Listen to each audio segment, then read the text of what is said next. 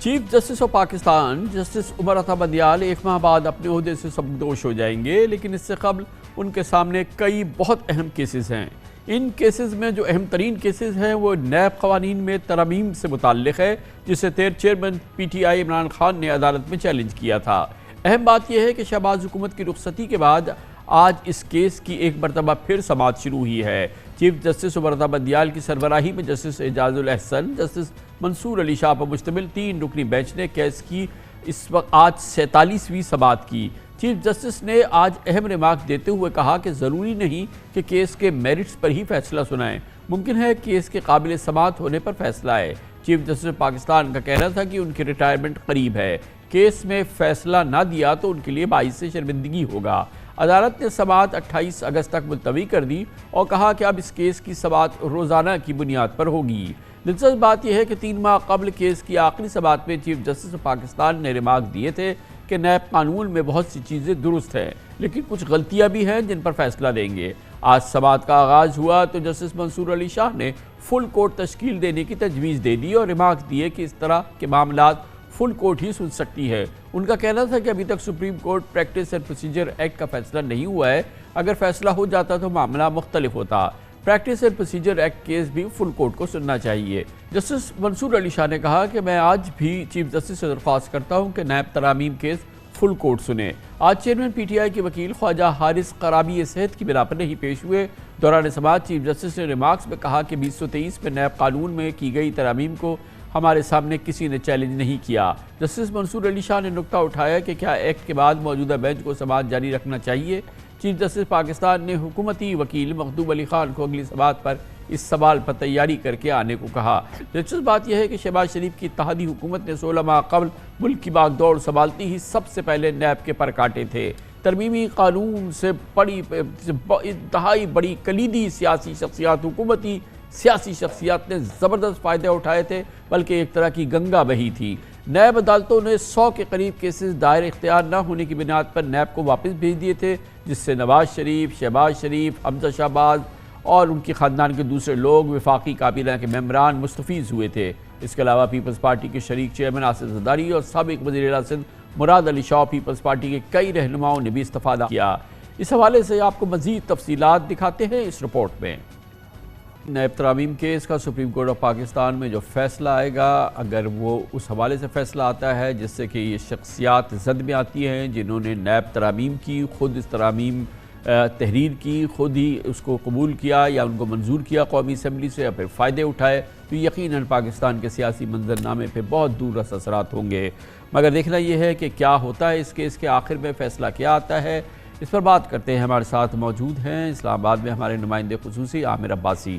عامر سعید عباسی صاحب، یہ بتائیے گا کہ ویسے تو بہت امپورٹنٹ کیس ہے ہر لحاظ سے، اور اس سے پہلے یہ جو 47 سے 46 سماعتیں ہوئی تھیں، اس میں بظاہر بہت ہی بینچ کے ریزرویشن سامنے آ رہے تھے، جو ترامیم ہوئی اس پہ بہت سخت ریمارکس سامنے آ رہے تھے، مگر آج میں نے دیکھا کہ آج کی سماعت میں اوورآل وہ حدت اور وہ ہمیں سختی نظر نہیں آ رہی تھی جو ہم نے پچھلی سماعتوں میں دیکھا، کم از کم بینچ کی جانب سے۔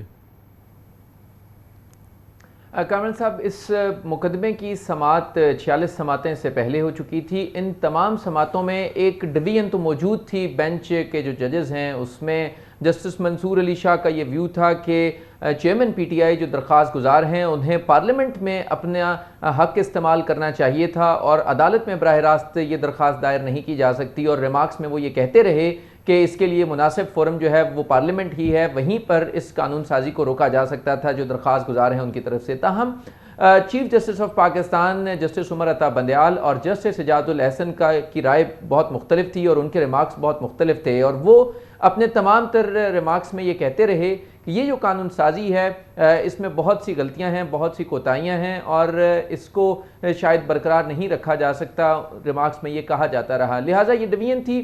آج حیران کن طور پر جو بینچ کے ایک رکن ہیں جسٹس منصور علی شاہ، انہوں نے آلدو کہ مئی میں سماعت میں انہوں نے ایسا کوئی اعتراض نہیں اٹھایا تھا، کیونکہ اپریل میں یہ قانون آ چکا تھا، supreme court practice and procedure act, لیکن مئی میں انہوں نے اعتراض نہیں اٹھایا، لیکن آج انہوں نے یہ اعتراض اٹھا دیا کہ جب تک supreme court practice and procedure act کا فیصلہ نہیں ہوتا، یا تو فل کورٹ بینچ تشکیل دے دیا جائے یا پہلے اس مقدمے کا فیصلہ کر دیا جائے اس کے بعد اس بینچ اس کے لیے جو ہے وہ مقدمہ سماعت کیا جائے. لہٰذا یہ نئی ڈیولپمنٹ تھی اور یہی ہوا کہ چیف جسٹس آف پاکستان نے پھر کہا کہ یہ رائے تو آ گئی ہے لیکن وکلا اپنے دلائل جاری رکھیں, بات کریں. اس موقع پر جب مختوم علی خان جو وفاقی حکومت کے وکیل ہیں ان سے رائے لی گئی تو انہوں نے بھی کہا کہ فل کورٹ بینچ بننا چاہیے. تاہم چیف جسٹس آف پاکستان نے 10 دن کا وقت دے دیا ہے اور دونوں وکلا کو یہ کہا ہے کہ وہ تیاری کے ساتھ آئیں, ہر صورت آئندہ سماعت پر اپنے دلائل مکمل کریں. تو چیف جسٹس آف پاکستان یہ چاہتے ہیں کہ وہ اس مقدمے کا فیصلہ کریں. یہ اب چیف جسٹس کا فیصلہ یہ ہے کہ ایک تو ملتوی ہوئی ہے سماعت اور کم از کم 2 ہفتے کے لیے, لگ بھگ 2 ہفتے کے لیے, اور امپورٹنٹ بات یہ ہے کہ اس کے فوراً بعد پھر آج چیف جسٹس صاحب نے کہا کہ روزانہ کی بنیاد پہ سماعت ہوگی, مگر ایک 2 ہفتے کا وقفہ لے لیا گیا ہے. ایک دن کی سماعت کے بعد جو 47ویں سماعت ہوئی ہے جس میں کہ پہلے ہی کئی ہفتوں کا وقفہ تھا, پھر اب 2 ہفتوں کا وقفہ ہے اور پھر روزانہ کی سماعت. یہ کیس جو ہے وہ فیصلے کی جانب جا رہا ہے یا یہ تحلیل ہوتا نظر آ رہا ہے, کیا آپ کو لگ رہا ہے؟ کامران صاحب, چیف جسٹس آف پاکستان تو یہ کوشش کر رہے ہیں کہ اس مقدمے کا فیصلہ کر دیا جائے, لیکن کیونکہ بینچ کے ایک رکن ہیں ان کی طرف سے ایک اعتراض آیا تو اس کے اوپر تیاری کے لیے وکلا کو وقت دیا گیا ہے. لیکن آخر میں جب چیف جسٹس آف پاکستان نے ریمارکس دیے تو انہوں نے کہا کہ ہر صورت اس مقدمے کا فیصلہ کرنا ہے. 12 مہینے سے اس مقدمے کی سماعتیں ہوئیں, 46 سماعتیں ہوئیں اور بہت زیادہ وقت لگا. دلائل ذرا یہ بھی سمجھائیے گا عامر سعید ہمارے ناظرین کو کہ واٹ از ایٹ سٹیک, اس فیصلے میں کیا اسٹیک پر ہے, کیونکہ اگر یہ جو مقدمہ ہے اس کا ایک فیصلہ ایک دوسرے رخ پہ آتا ہے تو اس کے تو بڑے تباہ کن اثرات ہوں گے اوورال سیاسی منظرنامے پہ. بالکل درست ہے کامران صاحب, جب یہ درخواست بھی دائر کی گئی تھی اور جب یہ قانون سازی بھی ہو رہی تھی تو اس وقت بھی بہت سے لوگوں نے اعتراض کیا تھا اس قانون سازی پر, کیونکہ یہ جو قانون سازی ہے اگر اس کا جائزہ لیا جائے, آئین پاکستان جو یہ کہتا ہے کہ حاکمیت صرف اللہ کی ہوگی اور اس کے بعد جو تمام منتخب اراکین ہیں, اسمبلی کے ممبران ہیں, وہ عوام کے لیے قانون سازی کریں گے نہ کہ اپنے لیے. تو اس درخواست میں یہ کہا گیا کہ یہ پرسن اسپیسیفک لیجسلیشن ہے, اپنے ذاتی فائدے کے لیے یہ قانون سازی کی گئی. اور یہی ہوا کہ 900 ارب روپے مالیت کے جو کرپشن کیسز تھے کامران صاحب, جو گزشتہ کئی سالوں سے پینڈنگ تھے, ان سب کو اس ایک قانون سازی کے ذریعے ختم کر دیا گیا اور ایسی اس میں شکیں ڈالی گئی جس سے تمام جو مقدمات کا رخ ہے وہ بدل گیا. اربوں روپے مالیت کے کرپشن کیسز ختم ہو گئے, وہ ریٹرن ہو گئے, احتساب عدالتوں نے ان میں ٹرائل روک دیے, انکوائریز انویسٹیگیشنز رک گئی. اور جو سب سے بڑی بات تھی کہ اس میں پبلک آفس ہولڈر کی ڈیفینیشن کو تبدیل کیا گیا, بے نامی دار کی ڈیفینیشن کو تبدیل کیا گیا, اونرز جو ہے جو ذمہ داری ہے تمام وہ پروسیکیوشن پر ڈال دی گئی. آئی او جو کیس بنائے گا اگر وہ غلط ہو گیا تو اس کو سزائیں ہوں گی. تو یوں یہ پورا احتساب کا جو نظام ہے, جو آئین پاکستان یہ کہتا ہے کہ اکاؤنٹیبلٹی کا ایک جو نظام ہوگا, وہ ختم کر دیا گیا تھا اس قانون سازی کے ذریعے. بہت شکریہ عامر سعید عباسی ہمارے نمائندے خصوصی اسلام آباد سے موجود تھے. کمرشل بریک, اس کے بعد ذکر کریں گے. زمانہ ہے نگران حکومتیں بن رہی ہیں, اب صوبوں میں یہ مرحلہ جاری ہے مگر کہیں پر بھی مکمل نہیں ہوا ہے عمل, ماں سوائے پنجاب کے جہاں پر آلریڈی 7 مہینے سے نگراں حکومت قائم کر رہی ہے. تازہ ترین صورتحال ہم کوئٹہ سے بلوچستان کی آپ کو بتائیں گے, KPK کی آپ کو بتائیں گے, اور سندھ میں بھی جہاں پر پیش رفت ہو رہی ہے مگر ابھی نگران حکومتیں, نگران کابینہ نے حلف نہیں اٹھایا ہے. اس کی تازہ ترین معلومات آپ کو دیتے ہیں چھوٹے سے وقفے کے بعد. اس وقت صوبہ پنجاب کے علاوہ سندھ, خیبر پختونخوا, بلوچستان کے معاملات ایک طرح سے بغیر کسی صوبائی حکومت کے چل رہے ہیں. تینوں صوبوں میں نگران وزیر اعلیٰ ضرور ہیں مگر کابینہ کا پتہ نہیں. البتہ پنجاب میں نگران سیٹ اپ 7 مہینے سے کام کر رہا ہے اور شاید مزید 6 ماہ کام کرے گا, جبکہ KPK کی پوری کابینہ کو پچھلے ہفتے سیاسی وابستگیاں نبھانے کی وجہ سے الیکشن کمیشن کے حکم پر مستعفی ہونا پڑا تھا. اس واقعے کو 1 ہفتے سے زیادہ کا وقت گزر چکا ہے مگر ابھی تک KPK میں نئی کابینہ سامنے نہیں آئی ہے. دوسری جانب بڑے اختلافات و بحث مباحثے کے بعد رات گئے بالآخر بلوچستان کی پارلیمانی کمیٹی نے بلوچستان کے نگران وزیر اعلیٰ کے لیے علی مردان ڈومکی کو نامزد کر دیا. نگران وزیر اعلیٰ کے انتخاب کے لیے وزیر اعلیٰ عبدالقدوس بزنجو اور JUI کے قائد حزب اختلاف ملک سکندر کسی نتیجے پر نہیں پہنچ سکے تھے. پھر معاملہ پارلیمانی کمیٹی کو سپرد کیا گیا جس نے اتفاق رائے سے علی مردان ڈومکی کو بلوچستان کا نگران وزیر اعلیٰ نامزد کر دیا. آج انہوں نے نگران وزیر اعظم سے بھی ملاقات کی اور آج ہی اپنے عہدے کا حلف بھی اٹھایا. میر علی مردان ڈومکی سابق سینیٹر میر حضور بخش ڈومکی کے بیٹے اور بلوچستان کے سابق گورنر اور وزیر اعلیٰ نواب اکبر خان بھٹی کے نواسے ہیں. اس کے علاوہ سندھ میں ابھی تک نگراں کابینہ سے متعلق سرکاری طور پہ نام سامنے نہیں ہیں، باقاعدہ نام سامنے نہیں آئے ہیں۔ گزشتہ روز ریٹائرڈ جسٹس مقبول باقر نے نگراں وزیر اعلیٰ کا حلف لے لیا تھا، جس کے بعد سے وہ کابینہ کی تشکیل سے متعلق مشاورت کے عمل میں مصروف ہیں۔ ذرائع کے مطابق کابینہ کے وزراء کے ناموں کو حتمی شکل دی جا رہی ہے۔ ویسے تو سندھ نگراں کابینہ کل حلف اٹھائے گی، لیکن اس وقت میڈیا میں جو ممکنہ نام سامنے آ رہے ہیں، چیمگوئیاں ہو رہی ہیں، وہ عمومی طور پہ معتبر اور اہل شخصیات ہیں، جو سندھ کے عوام کے لیے اطمینان کی بات ہے۔ تمام صورتحال پہ نگاہ ڈالتے ہیں، تینوں صوبوں میں کیا صورتحال ہے۔ افتخار فردوس ممتاز سینئر صحافی ہمارے ساتھ پشاور سے ہوں گے، کراچی سے ہمارے بیورو چیف طلحہ ہاشمی، اور کوئٹہ سے ہمارے ساتھ ہے دنیا نیوز کے بیورو چیف عرفان سعید خان۔ سب سے پہلے کوئٹہ، عرفان سعید خان صاحب بتائیے گا، بہت بری طرح سے یہ کشمکش کا عالم تھا، کھینچا تانی ہو رہی تھی بلوچستان میں، اور بالآخر وہاں پہ ایک کابینہ سامنے آ رہی ہے، اور یہ سب کیا تاخیر کی وجوہات کیا تھی؟ جی بالکل، بلوچستان کے نگران وزیر اعلیٰ جو کہ 8ویں نگران وزیر اعلیٰ ہے، علی مردان ڈومکی، انہوں نے آج حلف اٹھا لیا۔ اس حلف برداری کی تقریب میں وفاقی وزیر داخلہ سرفراز بگٹی بھی موجود تھے اور دیگر اعلیٰ حکام بھی موجود تھے۔ تاہم یہ جو نگران وزیر اعلیٰ کا معاملہ تھا، بلوچستان میں سب سے زیادہ طول پکڑ گیا۔ پہلے قائد ایوان اور قائد حزب اختلاف کے درمیان ایک مذاکرات ہوئے، 3 دن تک ان کے پاس ٹائم تھا، لیکن یہ معاملہ ڈیسائیڈ نہ ہو سکا۔ بالآخر اس معاملے کو پارلیمانی کمیٹی کے سپرد کیا گیا۔ وہاں پر بھی کچھ تحفظات تھے، جس میں اپوزیشن بھی ڈیوائیڈڈ نظر آئی اور حکومتی ارکان بھی کچھ اس میں ڈیوائیڈڈ نظر آئے۔ وزیر اعلیٰ بلوچستان بھی اس کمیٹی کا حصہ تھے، جو سابق وزیر اعلیٰ بلوچستان قدوس بزنجو، وہ بھی اس کا حصہ تھے، لیکن وہ اس میٹنگ میں شریک نہیں ہوئے۔ 5 رکنی کمیٹی نے رات گئے، پھر ایک پہلا اجلاس ہوا رات 9 بجے، اس کے بعد دوبارہ پھر رات گئے، اس کا فیصلہ کیا گیا، کمیٹی نے اتفاق کر لیا علی مردان ڈومکی کے نام پر۔ اب چونکہ نگران وزیر اعلیٰ نے حلف اٹھا لیا ہے، سبی لیڈی سے ان کا تعلق ہے، پڑھے لکھے ہیں اور بلوچستان میں سیاسی خاندان سے ان کا تعلق ہے۔ جو کابینہ کے حوالے سے جو بتایا جا رہا ہے کہ آئندہ 24 گھنٹوں کے دوران بلوچستان میں مختصر کابینہ کا بتایا گیا کہ مختصر کابینہ آئندہ 24 گھنٹوں کے دوران اس کا بھی فیصلہ کر لیا جائے گا، اور کل تک یہ کابینہ بھی حلف اٹھا لے گی۔ جی گویا کہ ابھی فی الحال گفتگو کی کیفیت برقرار رہے گی جب تک کہ بلوچستان میں بھی نگراں کابینہ سامنے نہیں آ جاتی اور باقاعدہ حلف نہیں اٹھاتی، اور ایک بہت ہی مخصوص صورتحال ہے، بہت ہی مشکل صورتحال ہے، پیچیدہ صورتحال خیبر پختونخوا، جہاں پر ایک نگراں کابینہ تھی مگر ایک ہفتے پہلے فارغ کر دی گئی، ان سے استعفے لے لیے گئے۔ الیکشن کمیشن آف پاکستان نے آبزرو کیا تھا کہ اس کے متعدد اراکین سیاسی وابستگیوں کو نبھانے کی کوشش کر رہے ہیں۔ اطلاعات کے مطابق نئی نگراں کابینہ وہاں تشکیل دی جا رہی ہے، نگران وزیر اعلیٰ بہرحال اعظم خان برقرار رہیں گے۔ اس موضوع پہ بات کرتے ہیں، تازہ ترین صورتحال ہمیں پشاور سے بتائیں گے ممتاز سینئر صحافی افتخار فردوس ہمارے ساتھ موجود ہے۔ افتخار فردوس صاحب بتائیے کہ تازہ ترین کیا صورتحال ہے KPK میں نگران کابینہ کے حوالے سے؟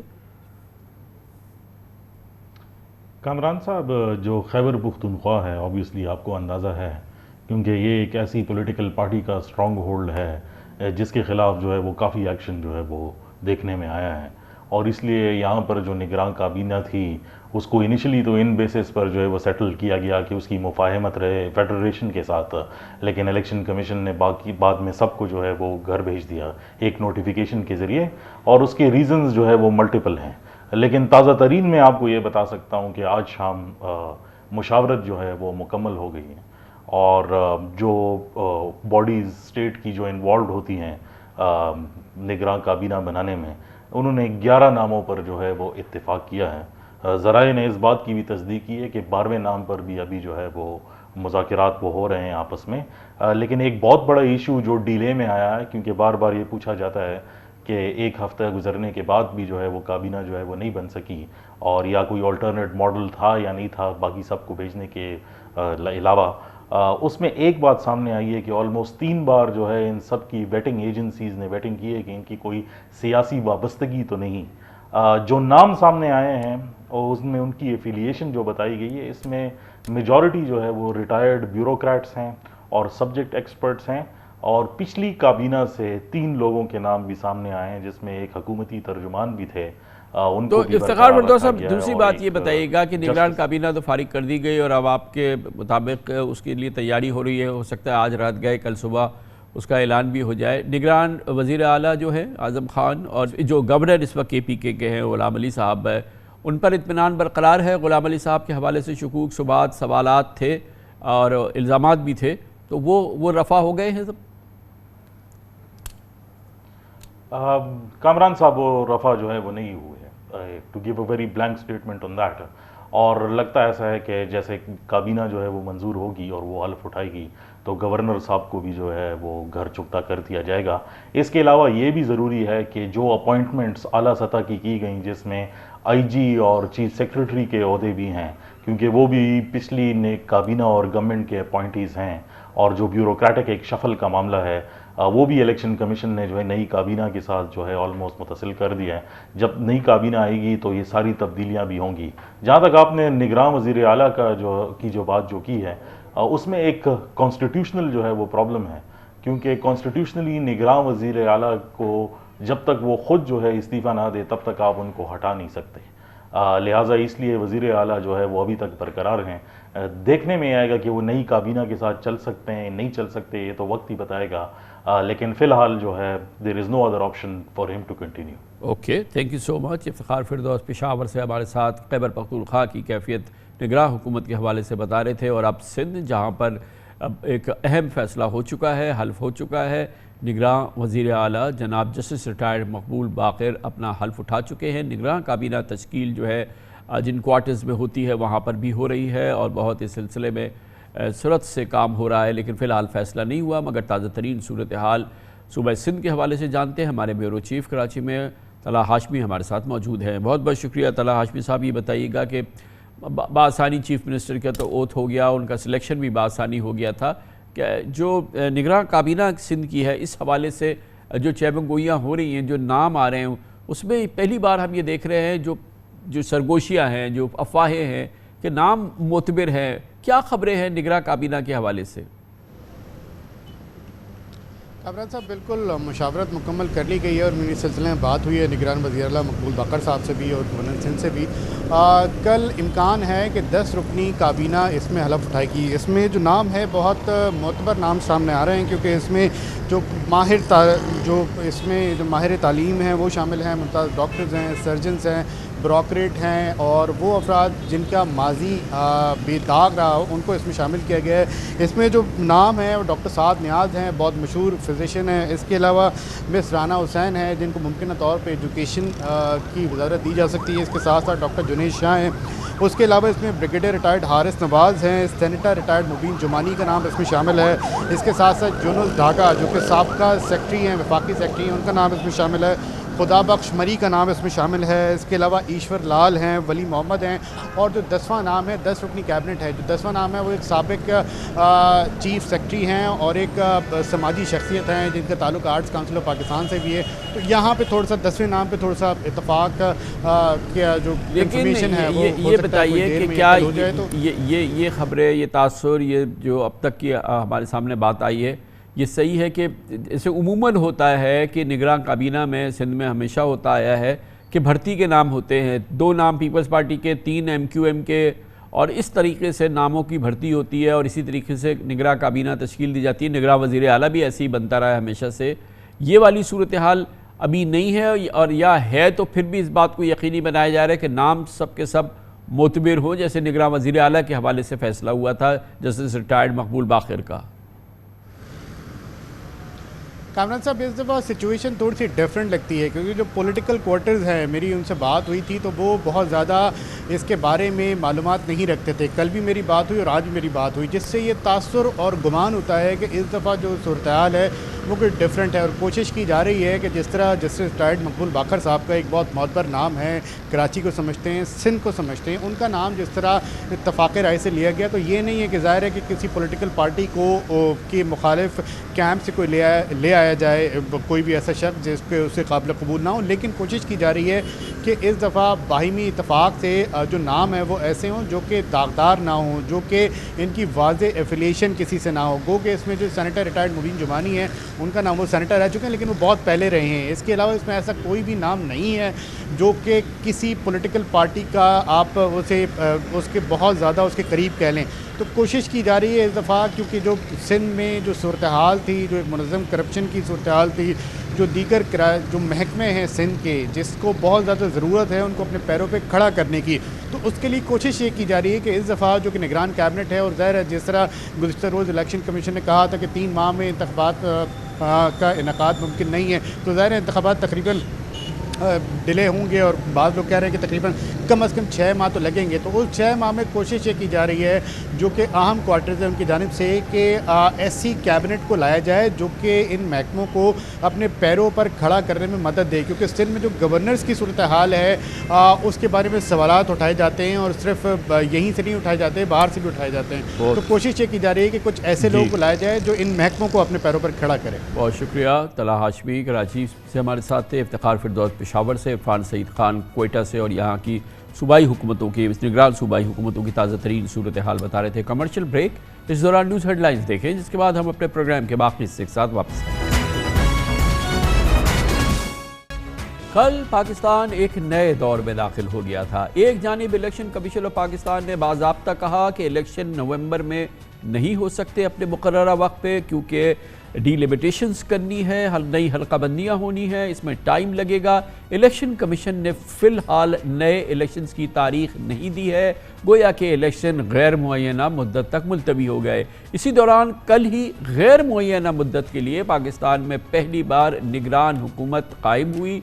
निगरान वज़ीर आज़म अनवारुल हक काकड़ की काबीना ने हल्फ भी उठाया, और इस तरह से पहली बार पाकिस्तान में बाइख्तियार निगरान काबीना को पहले दिन से मालूम है कि वो 90 दिन के लिए नहीं है। इस सिलसिले में आज अमली काम शुरू हो गया इस नए दौर का। आज निगरान काबीना ने, अनवारुल हक काकड़ की निगरान काबीना ने पहला रस्मी इजलास किया, अपनी तरजीहात का अहाता किया, वाज़ेह तासुर दिया कि इनकी तरजीहात में अव्वल मईशत की बहाली के इक़दामात और दोयम बज़रिया SIFC सरमायाकारी का फ़रोग़ है। शायद यही वजह है कि शहबाज दौर हुकूमत में 13 इत्तेहादियों ने इलेक्शन एक्ट में मुत्तफ़क़ा तरामीम के ज़रिए निगरान हुकूमत को बाइख्तियार बना दिया था। इन इजाफ़ी इख्तियारात के तहत निगरान हुकूमत मईशत के लिए ज़रूरी फ़ैसले कर सकती है, मालियाती इदारों से माहिदों का उसको इख्तियार है। आज निगरान वज़ीर आज़म अनवारुल हक काकड़ ने कहा कि अबूरी हुकूमत अपने मुकर्ररा वक्त में तमाम तर तवानाई मईशत की इस्लाह और कानून की हुक्मरानी पर खर्च करेगी, ताकि कौमी पॉलिसीज़ और बैनुल अक़वामी माहिदों का तसलसल जारी रहे। अनवारुल हक काकड़ ने इस बात का इजहार भी किया कि उनकी काबीना में पाकिस्तान के इंतहाई प्रोफेशनल और तजुर्बेकार अफराद शामिल किए गए हैं। शुबा इस वक्त महंगाई, रुपए की बेकदरी, कर्ज़ों का बोझ और गिरते हुए ज़र मुबादला के ज़खायर, बदहाल सनत व तिजारत व तवानाई का बहरान वो चैलेंजेस हैं जो निगरान हुकूमत को शहबाज हुकूमत से विरसे में मिले हैं। ताहम मुल्क की तारीख की सबसे बाइख्तियार निगरान हुकूमत की अव्वलीन तरजीह है कि वो माशी हालात को बेहतर अंदाज में हैंडल करे और SIFC के तहत बैरूनी सरमायाकारी के लिए वन विंडो वन स्टॉप सहूलियात फराहम करे। यही वजह है कि सरमायाकारी को फ़रोग़ मिल सकती है और IMF प्रोग्राम को ऐसे अंदाज में पूरा किया जा सकता है। अहम बात यह है कि निगरान हुकूमत को इस बात से कोई गर्ज नहीं कि इलेक्शन जल्द हो या देर से हो। आज निगरान वज़ीर इत्तलात मुर्तज़ा सोलंगी ने अपनी पहली प्रेस कॉन्फ्रेंस में कहा कि इंतखाबात कराना इलेक्शन कमीशन की जिम्मेदारी है, कमीशन जब चाहे इलेक्शन कराए, निगरान हुकूमत तो सिर्फ इलेक्शन कमीशन की मावनत की पाबंद है। आज निगरान वफाकी काबीना के पहले इजलास में वज़ीर आज़म अनवारुल हक काकड़ ने 9 मई के वाक़यात को तकलीफ दे और मायूस कुन करार दिया और कहा कि 9 मई के दिन मिलिट्री तनसीबात पर हमलों से रियासत पाकिस्तान के तशक्कुस को पामाल करने की शुरुआत हुई। उनका कहना था कि इस वाक़े के किरदारों को कैफ़रे किरदार तक पहुँचाया जाएगा और इंसाफ पर किसी सूरत समझौता नहीं होगा। तमाम क़राईन और शवाहिद से बात आया है कि निगरान हुकूमत का इलेक्शन की तारीख और इलेक्शन के अल्तवा की कानूनी पेचीदगियों से बराह रास्त कोई लेना देना नहीं। निगरान सेटअप सिर्फ अपनी पूरी मुद्दत के दौरान SIFC के तहत बैरूनी सरमायाकारी बढ़ाने पर कारबंद रहेगा और उसके साथ ही मुल्क की मईशत को फास्ट ट्रैक पर चलाने की हर मुमकिन कोशिश करेगा, ख़ास तौर पर मुल्क की मईशत पर दोस्त मुल्कों, IMF का और पाकिस्तान के अपने सरमायाकारों का एतमाद में इजाफा हो सके। यकीनन ये वो टास्क है जो निगरान हुकूमत के सामने है। पाकिस्तान, जैसे मैंने अर्ज़ किया, एक नए दौर में दाखिल हो चुका है। आज निगरान हुकूमत का पहला अमली दिन, जिसकी अभी मैंने तफसीलात आपके सामने रखी, और इस हवाले से इलेक्शन कमीशन ऑफ पाकिस्तान पहले ही ऐलान कर चुका है कि इलेक्शन अपने वक्त पर नहीं होंगे, इल्तवा का शिकार हो जाएंगे, क्योंकि नई हल्का बंदियाँ करनी है। पाकिस्तान के इस नए दौर की इब्तिदा आज निगरान काबीना के पहले इजलास से हो गई है। اس موضوع پہ بات کرتے ہیں اور اس کے لیے ہمارے ساتھ موجود ہیں آج نگران وفاقی کابینہ کے انتہائی اہم وزیر برائے صنعت، تجارت، پروڈکشن اور ٹیکسٹائل محترم گوہر اعجاز ہمارے ساتھ موجود ہیں۔ آج گوہر اعجاز صاحب نے بڑا خوش آئند اعلان بھی کیا ہے۔ انہوں نے کہا ہے کہ وہ کسی قسم کی مالی امرات، کوئی تنخواہ، کسی قسم کی بھی مالی سہولت حکومت سے حاصل نہیں کریں گے، اور اگر انہیں اپنی وزارتوں میں ویلیو ایڈیشن کے حوالے سے پرائیویٹ سیکٹر کی مدد لینی پڑی، کوئی کنسلٹنسی ایڈوائس کرنی پڑی، تو وہ اپنی ہی جیب سے اس کی ادائیگی کریں گے، اس کی فیس کی۔ بہت بہت شکریہ گوہر اعجاز صاحب، بہت اچھا اعلان ہے۔ گوہر اعجاز صاحب یہ فرمائیے گا کہ بہرحال یہ وہ ماحول ہے اس وقت پاکستان کی معیشت کا، بہت ہی امتحانی، بہت ہی چیلنجنگ ماحول، یہ فیصلہ کتنا مشکل تھا آپ کے لیے اور آج کتنا احساس ہوا پہلے دن؟ عملاً ایسا ہے کہ جلتے توے پہ بیٹھنے والی بات ہے اس وقت پاکستان کی معیشت کی جو کیفیت ہے۔ بتائیے پہلا دن کیسا گزرا اور اب آگے کے کیا امکانات اور آپ کے جو مشن ہے وہ کیا ہے؟ بسم اللہ الرحمن الرحیم۔ کامران خان صاحب کا بہت شکریہ، اور آپ کے تمام ناظرین کا بھی، کہ میں جب بھی آپ کے پروگرام پہ آیا آپ نے مجھے بہت پیار کیا، اور آپ کے فالوورز نے بھی بہت پیار کیا۔ میرا صرف ایک ایمان ہے، پاکستان ہمارا ہے، اور پاکستان جو ہے وہی ہماری جان ہے، اور پاکستان کے لیے میری 100 جانیں بھی حاضر ہوں، میں 100 جانیں بھی قربان کرنے کو تیار ہوں۔ یہ میرا اسپرٹ ہے۔ اسی اسپرٹ کے تحت جو ہے میں نے یہ اسائنمنٹ کامرس اور انڈسٹری کی جو ہے ایکسیپٹ کیا، کہ میں یہ سمجھتا ہوں اس وقت سب سے بڑے جو ہم مسائل سے گزر رہے ہیں وہ ہماری اکنامکس کی جو ہے وہ اسٹریٹجی ہے، اور اکنامک کی اسٹریٹجی جو ہے وہ بنائی جاتی ہے اور اس کے اوپر کام کیا جاتا ہے، اور اس کے اوپر آپ کے نسلیں جو ہیں وہ اس کے اوپر اس کا فائدہ اٹھاتی ہیں۔ جیسے ایک بزنس اسٹریٹجی بنائی جاتی ہے، تو میں بلیو کرتا ہوں ہمارے ملک کو ایک بزنس اسٹریٹجی کی ضرورت ہے آج کے دن، اور وہ بزنس اسٹریٹجی اگر بن گئی، ہمیں موقع مل گیا، چاہے وہ 3 مہینے ہیں یا 3 مہینے سے زیادہ ہیں، مجھے علم نہیں، لیکن میں نے جو ہے الحمدللہ آج صبح 9 بجے سے کام شروع کر دیا، اور میں ہر گھنٹہ جتنے دن بھی اس کے اندر موجود ہوں گے میں اس اسٹریٹجی کو بنا کے جاؤں گا۔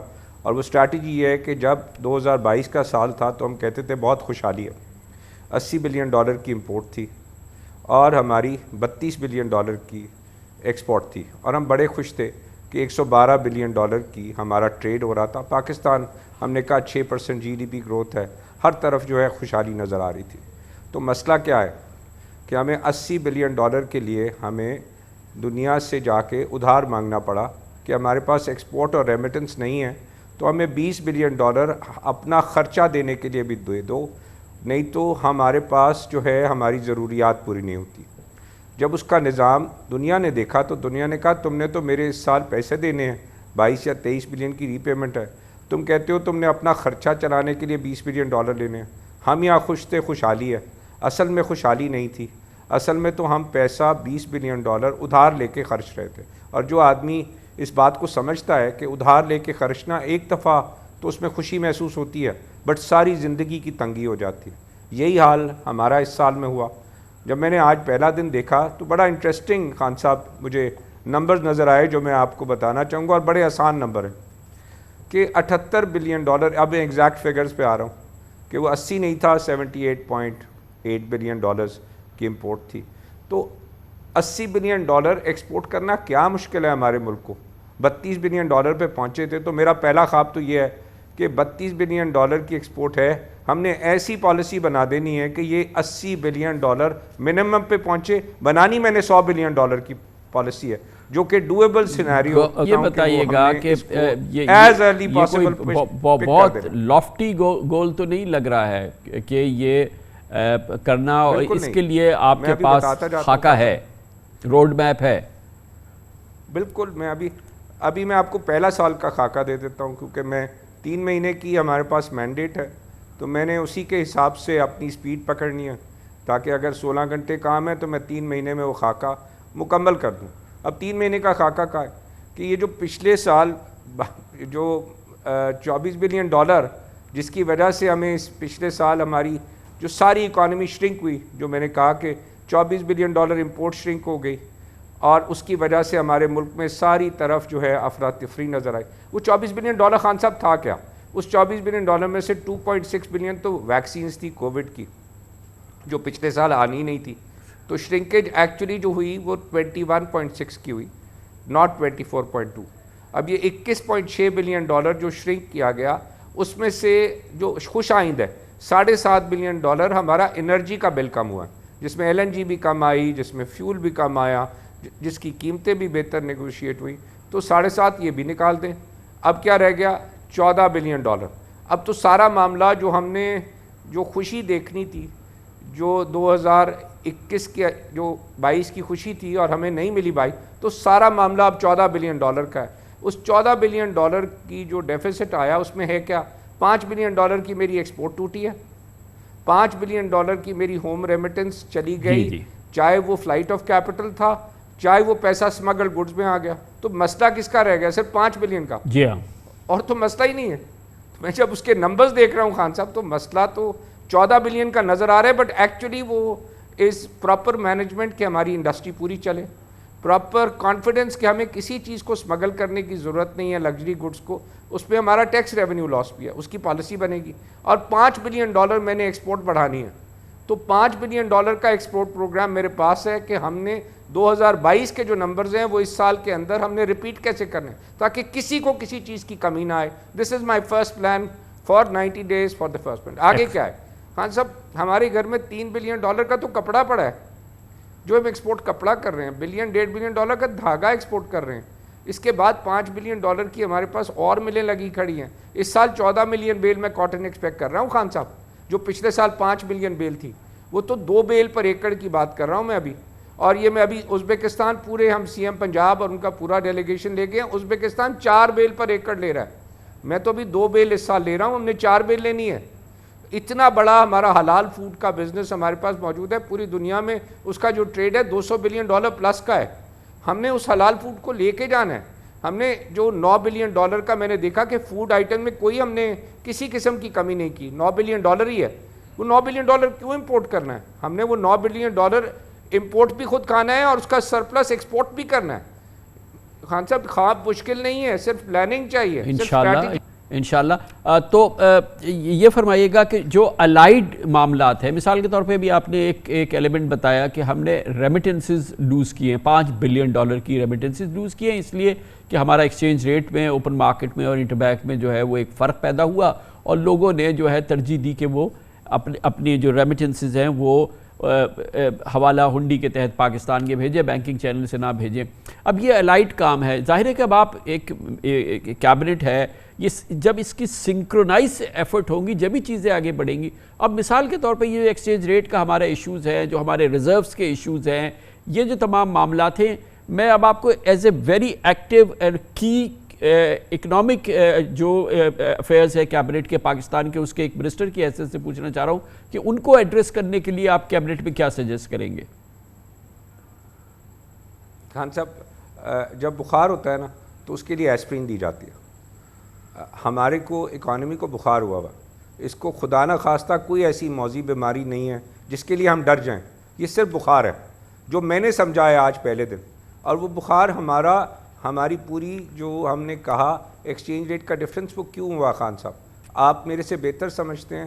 وہ ہم پینک کیے کہ کیا ہوگا, کہ IMF ڈیفالٹ تو نہیں ہو جائے گا. ہم پینک کیے کہ پاکستان میں پولیٹیکل کرائسس ہے. ہم پینک کیے کہ ہم نے کہا کہ میری امپورٹ کی LC نہیں کھل رہی لیکن میرا مال بکتا ہے, اور اس کو ہم نے حوالے سے پیسہ خرید کے, وہ جو کنزیومر گڈس تھی جو $2 بلین کی میں ڈکریز دیکھ رہا ہوں, میں سمجھ رہا ہوں وہ $2 بلین کی جو ہے وہ ہنڈی کے تھرو وہ مال امپورٹ ہوا. میں کاروباری آدمی ہوں, مجھے 37 سال ہو گئے کاروبار کرتے ہوئے.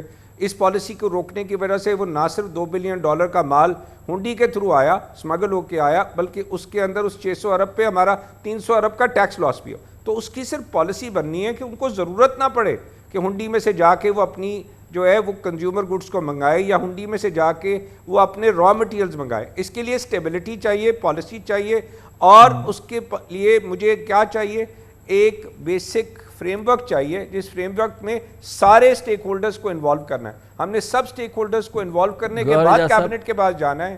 اور اس میں انشاءاللہ تعالیٰ میں بالکل ایک بڑا لیکیج جو ہمارے یہاں ہے وہ ہے اسمگلنگ، اور یہ ہمارے یہاں ایک آرگنائزڈ پلفریج ہے ہماری ایکسچیکر کا، اور سب سے بڑا مسئلہ ہے براہ راست آپ کی منسٹری سے اس کا تعلق ہوگا، براہ راست آپ کو اس کو دیکھنا ہوگا. اور آپ کو پتہ ہے کہ ایک جانب ہمارا اسٹاف جو ہے، ہمارا جو فوڈ سیکیورٹی کو تھریٹ ہے، وہ ہمارا سامان، ہمارا گرین، ہماری چیزیں افغانستان اسمگل ہو جاتی ہیں. ایران سے ہمارے پاس جتنا ہم نے امپورٹ روکی ہے وہ سارا اسمگل سامان جو ہے وہ ایران یا افغانستان کے راستے پاکستان کے اندر آ رہا ہے. یہ جو سارے بارڈرز ہیں ہمارے، اور جو کہ جنت ہیں اسمگلنگ کے، اور 5 سے 7 8 بلین ڈالر کی ہمارے یہاں اسمگلنگ ہو رہی ہے مختلف طریقوں سے. ظاہر ہے کہ ہمارے امپورٹ ٹیرفس زیادہ ہوتے ہیں تو اسمگلنگ بڑھتی ہے.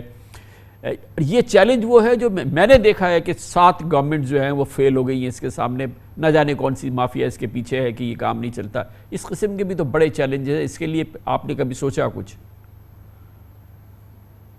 ہاں صاحب، اگین میں یہ بول رہا ہوں، ایران سے کیوں یہ چیلنج ہے آپ بتائیں، یا افغانستان سے کیوں چیلنج ہے کہ افغانستان کے ساتھ جو ہم مال ایکچولی جس کو ہم بولتے ہیں کہ ہمارا مال فلفریج ہو کے جا رہا ہے، ہم نے اس کی پالیسی جو ہے اس کو ابھی تک کلیریفائی نہیں کیا کہ وہ بارٹر ٹریڈ کیسے ہوگا، یا وہ جو مال ہمارے یہاں سے گزر رہا ہے ان کے لیے اس کو کس طریقے سے ہم نے مانیٹر اور چیک کرنا ہے. ہم نے خود پلفریج جو ہے اس کے راستے کھولے ہوئے ہیں. It's a management issue. Iran ہم نے جو ہے وہ ایل سی نہیں کھلتی، ہمارے بینکس نہیں کھولتے، اس کا بجائے بارٹر ہونے کے وہ مال سمگل ہونا شروع ہو گیا. اس کی بھی پالیسی بننی ہے کہ وہ سسٹم کے تھرو آئے، بارٹر کرے. ہم اپنی چیزیں وہاں پہ ڈینم جینز بکتی ہے، وہاں پہ ہماری گندم بک سکتی ہے، ہمارے اور مال بک سکتے ہیں فنش گڈس. ہم اپنے فنش گڈس کی وہ مارکیٹ تیار کریں. We need to have trade with them and we need to basically legitimize the trade with in the policy framework. جو دنیا کے ان کے جو سینکشنز ہیں ان کو دیکھتے ہوئے ہم نے اس کو فریم ورک میں لے کے جانا ہے. تو جب آپ پالیسی دے دیں گے تو جو کاروباری آدمی ہے وہ بیچ میں آ جائے گا. جب کاروباری آدمی بیچ میں نہیں آتا تو اس قسم کی جو ٹریڈ جو ہے وہ پروموٹ ہو جاتی ہے. So as a government we need to first understand کہ ہم نے پالیسی ٹھیک دینی ہے تاکہ اچھے کاروباری جو لوگ ہیں وہ اس ٹریڈ کے اندر آ جائیں. میں سن رہا ہوں کہ پلاسٹک را مٹیریل منڈیوں میں گھوم رہا ہے ایران کا. پہلے تو پلاسٹک را مٹیریل سارا امپورٹ ہوتا تھا گرینیولز. میں نے دیکھا اس سال کی ایکسپورٹ جو اس کی امپورٹ ہے پلاسٹک گرینیولز کی، وہ جو میجر ہمارا را مٹیریل ہے اس کی امپورٹ $1 بلین سے ٹوٹ گئی ہے. ناؤ وی نیڈ ٹو سی کہ کتنا مال ایران سے آ گیا، کیسے آ گیا، اور اس کے سامنے کیا گیا. It will take us some days but I believe کہ یہ دونوں چیزیں افغانستان کی اور ایران کی وچ کین بی لیجیٹمائز، جو ہمارے ریونیو بھی آئے اور ہمارے ملک کی بہتری کے لیے اس کے اندر ڈالرز جانے کے بجائے ڈالر. انشاءاللہ گورا جی صاحب، ہمارے پاس ظاہر ہے کہ ہمارا بے پناہ پوٹینشیل ہے، بے پناہ پوٹینشیل ہے. یہ دنیا کی سستی ترین مارکیٹ ہے ہمارے یہاں اس وقت. آپ کو پتہ ہے جو ہمارے لو ہینگنگ فروٹس ہیں وہ کمپنیز جو دنیا میں کہیں پر بھی اس کا شیئر $5 $10 $25 کا ہوگا، ہمارے یہاں 30 سینٹ کا بکتا ہے، وہ بھی لینے والے نہیں ہوتے. ہماری مارکیٹ $105 بلین کی اب 25-27 بلین پہ کسی جگہ پہنچی ہے. اس کے باوجود ہم اپنے آپ کو سیل نہیں کر پا رہے. اس کے باوجود ہمارے آئی ٹی گریجویٹس ہیں، ہمارے آئی ٹی سکل ہے، ہماری اتنی آئی ٹی ایچ آر ہے، بیچارے یہ لوگ فری لانسر کام کر رہے ہیں، اپنی کمپنیز باہر بنا رہے ہیں، سیورل بلین ڈالرز باہر رک رہے ہیں. اتنی سستی ہماری مارکیٹ ہے، لوگ آ کے خرید نہیں رہے. میرا تو دماغ یہ سمجھ میں نہیں آتا کہ آفٹر آل یہ مسئلہ کیا ہے، کیسے، اور یہ کتنا آسان کام ہے کہ کیوں ایسا ہوگا کہ اگر مثال کے طور پہ پاکستان میں 5,000 کا نوٹ 500 روپے کا بک رہا ہے تو کیوں نہیں لے رہے لوگ، اور کیسے ہم اٹریکٹ کریں باہر والے کو یہاں پر آئے، اور کیسے ہم اپنی مارکیٹ کو اور اپنے ان لو ہینگنگ فروٹس کو جو ہے وہ پلک کریں اور استعمال کریں اور کھائیں. خان صاحب، اتنی خوبصورت آپ نے بات کی ہے کہ $27 بلین کی آج مارکیٹ ہے، اور آج کے دن بھی ہم 3 پی پہ کھڑے ہیں. ہمیں کم از کم 10 پی پہ جانا چاہیے. 10 پی پہ چلے جائیں تو یہ مارکیٹ 2 لاکھ کی آج میں سمجھتا ہوں یہ مارکیٹ ہونی چاہیے. 10 سے 12 پی ہمارا ایکچول ریٹ ہے مارکیٹ کا. اب یہ پیسے $70-80 بلین ہمارے گھر میں پڑیں. ہم اپنے گھر میں پڑی ہوئی چیز کی اگر باہر جا کے ہم اس کی تعریف کے بجائے ہم کہیں گے پتہ نہیں کیا ہوگا پاکستان کے ساتھ، تو ہماری قوم کو بھی تو خان صاحب سمجھنا پڑے گا کہ پاکستان میں ہی ہم نے پیدا ہوئے ہیں, اسی میں دفن ہونا ہے اور اسی پاکستان کی مٹی کا ہم نے حق ادا کرنا ہے. یہ جو معاملات ہیں, اتنی چھوٹی سی ایک بات ہے کہ ڈیویڈنڈ نہیں پے ہوا, میں سمجھ رہا ہوں, میں اس کے نمبرز نکلواؤں گا اور اگلے ہفتے اس کو بھی دیکھوں گا کہ کتنے پیسے ہیں جو ڈیویڈنڈ جس کا رکا ہے, جس کی وجہ سے میں سمجھتا ہوں بہت کانفیڈنس شاٹر ہوا.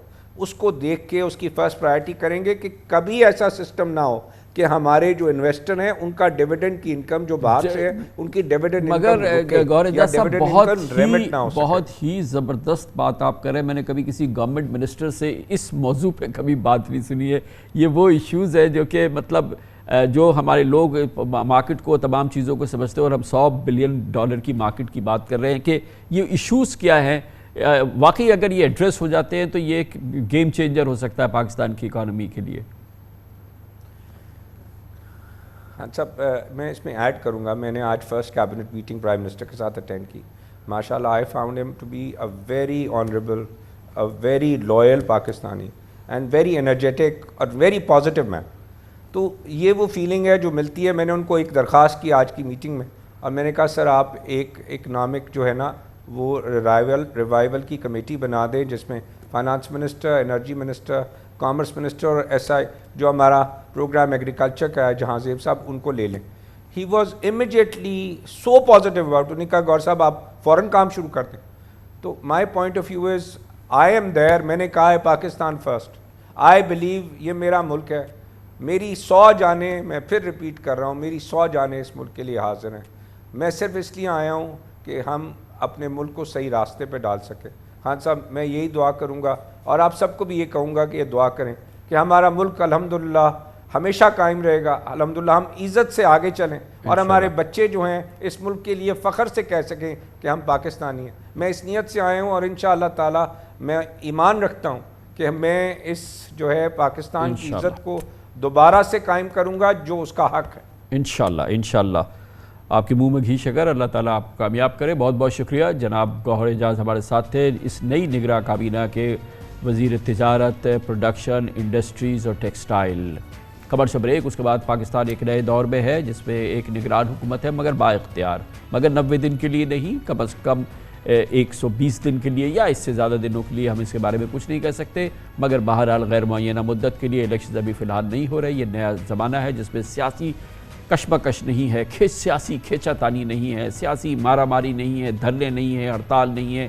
یہ پوری کیفیت ہے اور یقیناً پاکستان معاشی بحالی کے سفر میں اگر آگے بڑھتا ہے تو 25 کروڑ پاکستانیوں کا فائدہ ہوگا اس نئے دور کے حوالے سے, جس میں کہ سیاست اب بیک سیٹ پہ چلی گئی ہے اور جا رہی ہے اور سیاسی جماعتیں بھی بیک سیٹ پہ جا رہی ہیں. کچھ عرصے یہاں پہ سکون رہے گا سیاسی حوالے سے. جب ان معاملات کے حوالے سے اس پہ بات کریں گے, بہت عمدہ پینل ہمارے ساتھ ہوگا چھوٹے سے وقفے کے بعد. Welcome back. وقفے سے قبل ہم تفصیل سے بات کر رہے تھے. نگران حکومت قائم ہو گئی ہے وفاق کی سطح پر. نگران وزیر اعظم انوار الحق کاکڑ کی کابینہ بھی بن گئی ہے اور آج اس کا پہلا اجلاس بھی ہو گیا ہے. اس تمام صورتحال میں فی الحال الیکشنز کی بات جو 2023 میں الیکشن نومبر میں ہونے تھے وہ اب بہت دور کہیں چلی گئی ہے اور اطلاعات کے مطابق اب اس حوالے سے پاکستان کی بڑی سیاسی جماعتوں میں گو کہ وہ اس حوالے سے مکمل طور پہ اس عمل میں شریک رہی. خاص طور پہ گزشتہ حکومت کی PDM کی جماعتیں اور پاکستان پیپلز پارٹی جس نے کہ نئی مردم شماری کی بنیاد پہ الیکشنز کرانے کی اجازت دی تھی جس کی کونسل آف کامن انٹرسٹ نے, اور اس کے بعد یہ بات یقینی ہو گئی تھی کہ اب نئی حلقہ بندیاں ہوں گی اور اس کے نتیجے میں الیکشن تعطل کا شکار ہو جائیں گے. اگر تعطل کا شکار نہیں ہوں گے تو یقینی طور پہ التوا کا شکار ہو جائیں گے. اب یہ پوری صورتحال ہے اور اس پس منظر میں فی الحال پاکستان میں سیاست اور سیاسی جماعتیں لگتا ہے کہ بیک سیٹ پہ چلی گئی ہیں. نگران حکومتیں, ٹیکنوکریٹس کی حکومت باقاعدہ قائم ہو گئی ہے اور اس دفعہ پہلی بار ان کو باقاعدہ اختیار بھی دیا گیا ہے اور اس کے ساتھ ساتھ یہ بات بھی یقینی بنا دی گئی ہے کہ یہ صرف 90 روز کے لیے نہیں ہوگی. اس صورتحال پہ اور یہ پاکستان ایک نئے دور میں داخل ہو گیا ہے. اس دور پہ بات کرتے ہیں. ہمارے ساتھ پاکستان کے نامور ترین سینئر صحافیوں میں سے ایک جناب مجیب الرحمان شامی صاحب جو ایڈیٹر بھی ہیں, بہت ہی تجربہ کار ایڈیٹر ہیں, سینئر ایڈیٹر ہیں, ہمارا بہت مقبول پروگرام نقطۂ نظر بھی ہوسٹ کرتے ہیں. ہمارے ساتھ جناب سلمان غنی بھی ہیں, ایک اور پاکستان کے نامور سینئر صحافی. شامی صاحب یہ فرمائیے گا کہ جو اب صورتحال نظر آ رہی ہے جس میں واضح طور پہ ہم دیکھ رہے ہیں کہ ٹیکنوکریٹس کی حکومت قائم ہو گئی ہے، نگراں کابینہ قائم ہو گئی ہے، یہ بھی ہمیں معلوم ہے کہ کسی صورت بھی یہ 90 دن کے لیے نہیں ہے، یہ بھی ہمیں معلوم ہے کہ انتخابات التوا کا شکار ہو گئے، اور اب ہمیں یہ اچھی طرح سے پتہ چل گیا ہے کہ یہ صورتحال وہ ہو گئی ہے جس میں سیاست اور سیاستدان جو ہیں فی الحال بیک سیٹ پر جائیں گے۔ آپ کا کیا تجزیہ اس پورے ماحول پر ہے جو کہ اب ہم جس کا آج پہلا دن دیکھا؟ کامران خان صاحب بہت شکریہ۔ جو منظر کشی آپ نے کی ہے وہ تو ظاہر ہے کہ یعنی بالکل واضح ہے۔ دیکھیں، جب کونسل آف کامن انٹرسٹ نے اتفاق رائے سے یہ منظور کیا کہ نئی مردم شماری جو ہے اس کے مطابق یعنی انتخابات ہوں گے، یعنی نئی مردم شماری کو منظور کر لیا اور نوٹیفائی کر دیا، تو اس کے بعد پھر اس کے مطابق انتخابات ہونے ہیں۔ پہلے حد بندیاں ہوں گی، پھر انتخابات ہوں گے۔ اب بدقسمتی یہ ہے کہ وہ سیاسی جماعتیں جو کونسل آف کامن انٹرسٹ میں بیٹھ کر یہ دستخط کر رہی ہیں اس بات پر، ان کے لوگوں نے باہر آ کے شور مچانا شروع کر دیا۔ ہمارے پیپلز پارٹی کے رہنما اور جو اتحادی حکومت تھی سابقہ، اس کے دوسرے لوگ، انہوں نے کہنا شروع کر دیا جناب 90 روز میں الیکشن ہونے چاہیے، 90 روز میں الیکشن ہونے چاہیے۔ او بھائی، پھر آپ نے کونسل آف کامن انٹرسٹ میں بیٹھ کر یہ مردم شماری کا معاملہ کیوں طے کیا اور نہ طے کرتے؟ شامی صاحب متفقہ بغیر کسی ایڈیشنل نوٹ کے یا بغیر اختلافی نوٹ کے، تو اب آپ پوائنٹ سکورنگ ہو رہی ہے۔ یعنی یہ جماعتیں جو ہیں، خاص طور پر پیپلز پارٹی، اب اپنا چہرہ بڑا اجلا بنانا چاہتے ہیں، کہتے ہیں ہمیں تو انتخابات فوری طور پر چاہیے، اور سندھ میں ان کو کوئی بڑا چیلنج بھی درپیش نہیں ہے، ان کا میرا خیال کوئی خاص مسئلہ بھی نہیں ہے، انتخابات ہو جائیں۔ لیکن اب وہ اپنا ایک امیج بہتر کرنے کے لیے اب دہائی دے رہے ہیں انتخابات 90 روز کے اندر ہونے چاہیے، حالانکہ انگوٹھا لگا کے دوسری جگہ آئے ہیں۔ جی اب یہ واضح بات ہے، الیکشن کمیشن نے کہہ دیا کہ پہلے حد بندیاں ہوں گی، اس کے بعد الیکشن کا معاملہ ہوگا۔ تو اب اچھا شامی صاحب یہ اتفاق کا شکار ہوں گے۔ جی ہاں، سلمان غنی صاحب یہ بتائیے گا کہ یہ کچھ روشنی ڈالی پاکستان پیپلز پارٹی کے اب بدلتی ہوئی کروٹ پہ شامی صاحب نے، یہ فرمائیے گا کہ نون لیگ میں کیا کیفیت ہے؟ وہاں تو بظاہر ایسا لگتا ہے کہ ایک اطمینان کی کیفیت تھی جب شہباز شریف صاحب نے کونسل آف کامن انٹرسٹ سے یہ منوایا کہ وہ نئی مردم شماری کی بنیاد پہ الیکشن کرے تاکہ الیکشن التوا کا شکار ہو جائیں، اور خاص طور پہ پھر ایک اور فیصلے میں وہ شریک ہوئے، بڑے کلیدی ان کا رول تھا کہ الیکشن جو ہیں وہ 90 دن میں کم از کم ہو جائے تاکہ وہ اسمبلی پہلے تحلیل کرے تاکہ 90 دن میں الیکشن ہو جائے، مدت پوری نہ کرے کہ کہیں 60 دن میں الیکشن نہ کرانے پڑے۔ گویا کہ پاکستان مسلم لیگ نون کی سوچی سمجھی یہ ایک فیصلہ تھا لندن سے لے کے اسلام آباد تک کہ کسی صورت سے الیکشن نہ ہونے دیے جائیں، التوا کا شکار ہو جائیں۔ کیا یہی اس پر اب ایک شانتی ہے نون لیگ کے اندر؟ دیکھیں کامران صاحب، پاکستان کی تلخ حقیقت یہ ہے کہ پاکستان کی پولیٹیکل فورسز نے پاکستان کے عوام کو ڈیلیور کرنے کی بجائے اپنی ترجیحات کچھ اور رکھی، اور آج ساری پولیٹیکل فورسز دفاعی محاذ پر کھڑی نظر آ رہی ہیں۔ وہ بظاہر پاکستان کے اندر انتخابات کے انعقاد کے اعلانات اور بیانات تو دے رہی ہیں، لیکن وہ یہ نہیں بتا پا رہی کہ انہوں نے پاکستان کے عوام کو ان کی حکومتوں اور ان کے سارے سسٹم کی وجہ سے لوگوں کو کوئی ریلیف مل سکا یا نہیں، کیونکہ آج پاکستان کے عوام جو ہے مہنگائی اور خاص طور پہ بے روزگاری کی آگ میں جلتے نظر آ رہے ہیں، اور کوئی بھی اپنے آپ کو جواب دہ نہیں سمجھتا۔ تو میں سمجھتا ہوں کہ جب تک پاکستان کی پولیٹیکل فورسز پاکستان کی عوام کے لیے قابل قبول نہیں ہوں گی، پاکستان کا انتخابی عمل آگے نہیں بڑھ پائے گا۔ تو شامی صاحب، ایک بڑا انوکھا ماحول ہے اس وقت جو ہم نے شاید کم ہی دیکھا ہے کہ اب سیاست پسپا ہوتی نظر آ رہی ہے۔ سیاسی جماعتوں نے، جو اس وقت کی مرکزی جماعتیں ہیں، انہوں نے خود پسپائی اختیار کی، خود ایسی حکمت عملی اختیار کی جس سے کہ وہ ان کی پسپائی یقینی ہو جائے، وہ پیچھے ہٹنے میں مجبور ہو جائے، اور دوسری جو بڑی سیاسی جماعت تھی اسے مخصوص حالات کی بنا پر وہ خود اس کو پسپا کر دیا گیا۔ اور یہ گویا کہ اس وقت ہماری سیاست اور سیاسی جو ماحول ہے پورا وہ فی الحال ایک تقریباً تتر بتر نظر آ رہا ہے، اور اسی وجہ سے ایک ٹیکنوکریٹ نظام جو ہے پورے پاکستان پہ غالب آ گیا ہے۔ کامران صاحب، یہ جو ٹیکنوکریٹ نظام ہے اس کی پشت پر ایک کنسنسس جو ہے اس کی طاقت ہے۔ اگر وہ کنسنسس نہ رہے تو یہ نظام جو ہے زمیں بوس ہو جائے گا، یہ کھڑا نہیں رہ سکے گا۔ اس لیے اس نظام کو یہ نہیں سمجھنا چاہیے کہ یہ پہاڑ کی طرح ثابت ہوگا، یہ ایک ریت کے ٹیلے کی طرح اڑ بھی سکتا ہے۔ بنیادی بات یہ ہے کہ اگر انتخابات کا التوا بھی ہوگا تو کوئی 2 مہینے کے لیے یا 3 مہینے کے لیے ہوگا، تو اس میں 2-3 مہینے سے کوئی قیامت تو ٹوٹ نہیں پڑے گی۔ انتخابات تو بہرحال ہونے ہیں، اور انتخابات کرائے بغیر چارہ نہیں ہے۔ اگر پاکستان میں دستور موجود ہے، اگر پاکستان میں سیاسی جماعتیں موجود ہیں اور سیاسی عمل چل رہا ہے تو پھر الیکشن ہوں گے۔ 2-3 مہینے کی تاخیر جو ہے وہ صورتحال میں کوئی بنیادی تبدیلی نہیں کرے گی۔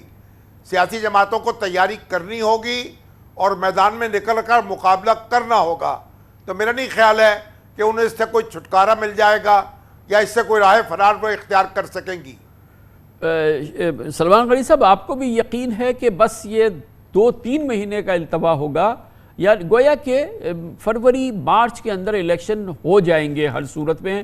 اس کے علاوہ آئین میں، قانون میں کسی بھی صورت میں کوئی گنجائش نہیں ہوگی، کیونکہ ہمارا تجربہ ابھی ہم نے دیکھا ہے پنجاب کے پی کے الیکشن کے حوالے سے سپریم کورٹ کا فیصلہ آ گیا، 90 دن کی پابندی آ گئی، کیئر ٹیکر کے لیے 90 دن آئے، یہ تمام چیزیں ہمارے سامنے ہوا میں اڑتی نظر آئی ہیں۔ مگر اس کے باوجود کیا اب ہم یقین سے کہہ سکتے ہیں کہ کچھ بھی ہو جائے الیکشن فروری مارچ میں ہو جائیں گے؟ سلمان غنی صاحب، آپ کو یقین ہے؟ کامل صاحب، فروری مارچ کے الیکشن کا انحصار بھی سیاستدانوں کے طرز عمل پہ ہے کہ کیا وہ واقعتاً اس حوالے سے سنجیدہ ہے۔ اور ایک بات جو نگران حکومت کے حوالے سے کہی جا رہی ہے، دیکھیں پاکستان کے نگران پرائم منسٹر کے پیچھے پاکستان کی پولیٹیکل فورسز کھڑی تھی، اور اس وقت بھی بالواسطہ طور پہ جو نگران کیبنٹ بنی ہے، براہ راست تو اس پہ شاید سیاسی جماعتوں کے لوگ موجود نہیں ہیں، ٹیکنوکریٹس ہیں، لیکن یہ اس میں بھی سیاستدانوں کی اور سیاسی جماعتوں کی مرضی شامل ہے۔ تو لہٰذا جمہوری راستہ یہی ہے کہ انتخابات کی طرف بڑھا جائے، اور اگر پولیٹیکل پارٹیز کا کوئی کیس موجود ہے تو وہ عوام کی طرف لے کے آئے۔ آخر کیا وجہ ہے کہ یہ اعلانات بھی کر رہے ہیں، بیانات بھی دے رہے ہیں، اور یہ بھی کہتے نظر آ رہے ہیں کہ جی 90 روز کے اندر الیکشن ہو، تو یہ بھی قوم کو بتایا جائے کہ وہ 90 روز کے الیکشن کے اندر ان کی کارکردگی رپورٹ کیا ہے۔ دیکھیں بات یہ کہ پاکستان کے اندر جو 5 سالہ گزشتہ تجربہ ہے، اس پہ پاکستان کی تمام پولیٹیکل پارٹیز بس سے اقتدار نہیں ہے، لیکن کامران صاحب یہ ایک بڑا سیاسی المیہ ہے کہ اس 5 سال کے دوران پاکستان کی جمہوریت کے ثمرات عام آدمی کو۔ تو شاوی صاحب بڑی امپورٹنٹ بات کر رہے ہیں سلمان غنی صاحب، یقینی طور پہ کیا واقعی پاکستان کے عوام کی ایک ڈیپ دلچسپی ہے، تڑپ ہوگی، خواہش ہوگی کہ بس جلد از جلد الیکشن ہو، جلد از جلد نون لیگ کی یا پیپلز پارٹی کی حکومت آئے، اور اس کے لیے بے چینی آپ سمجھتے ہیں کہ پاکستانی عوام میں ہوگی؟ ان کی کارکردگی یا ان کا جو بھی عوام کے ساتھ تعلق رہا ہے اس حوالے سے کیا ہم یہ توقع رکھ سکتے ہیں کہ ٹھیک ہے آئین و قانون کی جو بھی اس وقت کی ضرورت ہے وہ اپنی جگہ، مگر بہرحال اس کی وقت ہے جو وہ بھی ہمارے سامنے ہے، لیکن آپ کے خیال میں عوامی تڑپ ہوگی کہ جلد از جلد الیکشن ہو جائیں اور نون لیگ یا پیپلز پارٹی کی حکومت آئے؟ میں اس لیے پی ٹی آئی کا نام نہیں لے رہا کہ اس کا وجود تو اس وقت عملی طور پہ الیکشن کی سیاست کے لیے تحلیل کر دیا گیا ہے۔ دیکھیں خان صاحب، یہ جو حکومت آئی ہے، ہم اس مقام پر کھڑے ہیں کہ اب آپ چاہے کوئی بھی حکومت قائم کر لیں، عوام کو وہ ریلیف نہیں مل سکتی جو وہ چاہتے ہیں۔ ہماری جو گزشتہ کئی سال کی بدعمالیاں ہیں وہ ہمیں اس مقام پر لے آئی ہیں کہ جہاں کوئی اقتدار جو ہے اب وہ پھولوں کی سیج نہیں ہے، یہ کانٹوں کا بستر ہے، اور مشکل حالات کا مقابلہ کرنا ہے آپ کو۔ مہنگائی کو زیر نہیں کیا جا سکتا، ڈالر کو فوری طور پر قابو نہیں کیا جا سکتا، روپے کی قدر نہیں بڑھائی جا سکتی۔ یہ جد و جہد کرنی ہے۔ جب جد و جہد کر رہے ہوں گے تو پھر اس حکومت کے ساتھ بھی لوگوں کی وابستگی جو ہے وہ نہیں ہو سکے گی. لوگ یہ آرزو نہیں کر سکیں گے کہ یہ کنٹینیو کرے. اگر کوئی دوسری حکومت بھی آ جائے جو غیر منتخب حکومت ہو, خواہ مارشل لا لگا لیجئے اس ملک میں, تب بھی آپ کے پاس ان مسائل کا فوری حل نہیں ہے جو آج ہمیں درپیش ہیں. یہ حتمی کلیہ نہیں ہے جو آپ فرما رہے ہیں کہ یہ نہیں ہو سکتا کہ مہنگائی کم ہو, یہ نہیں ہو سکتا کہ ڈالر میں کی قدر میں استحکام آئے, کہ یہ نہیں ہو سکتا کہ پاکستان میں روزگار کے مواقع پیدا ہو, کہ یہ نہیں ہو سکتا کہ پاکستان میں جو مجموعی قومی پیداوار ہے اس میں اضافہ نہ ہو, اور وہ کیفیت جو پچھلے 16 ماہ سے ہم دیکھ رہے ہیں یہ اب برقرار رہے گی ہمیشہ. معاف کیجیے گا, ایسا نہیں ہو سکتا. بہتر معاشی مینجمنٹ سے, بہتر حالات سے, بہتر کانفیڈنس سے, بہتر سرمایہ کاری کے ماحول سے یہ تمام کیفیات جو ہیں یہ بالکل بدل سکتی ہیں. اس میں کوئی ایسا عمل نہیں ہے کہ یہ ون وے ہو چکا ہے, یہ واپس نہیں آئے گا کبھی, یہ ایسا نہیں ہے. اور سلمان غنی صاحب یہ بتائیے گا کہ اگر حالات میں بہتری آتی ہے, یہ دیکھیے خان صاحب ایک بات میری سن لیں. خان صاحب ایک منٹ پلیز. میں نے یہ نہیں کہا کہ ایسا نہیں ہو سکتا. میں نے کہا ہے فوری طور پر ایسا نہیں ہو سکتا. اس کے لیے ہمیں جد و جہد کرنی پڑے گی اور ان مشکلات کو سر کرنا پڑے گا. یہ ہم اپنی قسمت کو بدل سکتے ہیں. اس کے لیے جد و جہد کرنی ہے, آسان راستہ نہیں ہے. میں فوری طور پر چٹکی بجاتے میں یا ڈگڈگی بجا کر یہ مسئلے حل نہیں کر سکتے آپ. میں نے یہ عرض کیا ہے. سلمان غنی صاحب یہ فرمائیے گا کہ اگر یہ حالات میں تبدیلی آتی ہے, کیونکہ دیکھیں 16 مہینے میں تو حالات بگڑتے چلے گئے نا. شروع کے حالات دیکھیے, یہ جو پی ڈی ایم کی حکومت, پیپلز پارٹی کی حکومت تھی, اس کے بعد آپ دیکھیں کہ کس تیزی سے معاشی حالات میں تباہی آئی ہے. اور جب سے ڈار صاحب نے معیشت سنبھالی تھی اس کے بعد سے اس تباہی اور اس آفت کی کیفیت جو ہے اس نے پاکستان میں پورے کو اپنے اس کے قابو میں آ گئی تھی. اب حالات میں اگر بہتری آنے لگے اور کچھ بہتری کی صورتحال بنے, جو کہ ناممکنات میں قطعی نہیں ہے, مجھے یقین ہے کہ اب حالات میں کہیں بہتری آنے لگے گی آگے چل کے, تو عوام کو وہ تڑپ تو نہیں ہو رہی گی نا جو آپ نے فرمایا, جیسا کہ وہ کہیں کہ کسی صورت سے بس اب الیکشن کراؤ, ان کو واپس لاؤ دوبارہ, اور کسی صورت سے ہمیں ان کے سامنے لائے. تو یہ وہ الیکشن والی کیفیت کے لیے عوامی لگاؤ, عوامی تڑپ, عوامی جو ہے وہ کیا فروری مارچ میں بہت زیادہ اس کا ہم وہ دیکھ سکتے ہیں عروج. دیکھیں بات یہ کہ بڑا سیاسی المیہ یہ ہے کہ پاکستان کے پولیٹیشن اپنے عوام کے ساتھ کٹتے ہوئے نظر آ رہے ہیں. ماضی کے اندر سیاسی جماعتوں کی طاقت ان کے کارکن اور پاکستان کے عوام ہوتے تھے, اور وہ ہمیشہ خاموشی سے آ کر پولنگ اسٹیشن کے اندر اپنا حق رائے دہی وہ سیاستدانوں کے حق میں استعمال کرتے تھے. کیا سیاستدانوں سے یہ نہیں پوچھا جانا چاہیے کہ آپ کی عیاشیت تو جاری نہیں ہے, لیکن